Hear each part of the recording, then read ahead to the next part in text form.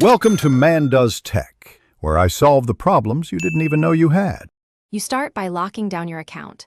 Sign in, enable two-factor authentication, and confirm a payment method so purchases complete instantly. Once done, open the Game Pass listing for the title and choose Buy or Redeem if a code is available that converts access to ownership. Make sure you attach external storage before large installs.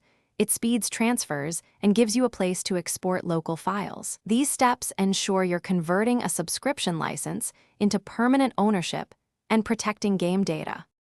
You now execute the conversion. Choose Buy in the Xbox Store from the Game Pass page or redeem a code. Confirm the transaction and retain the receipt.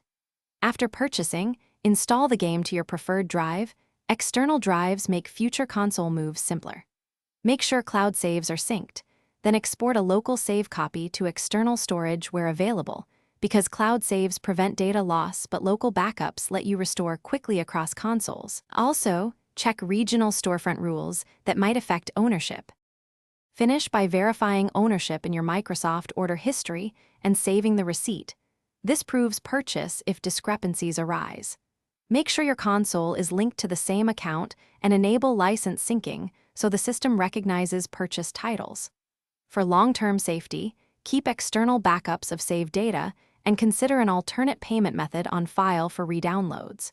If the game disappears after subscription ends, resync licenses via settings and sign out and back in. That usually resolves missing. Thanks for watching. If you found this helpful, don't forget to like and subscribe.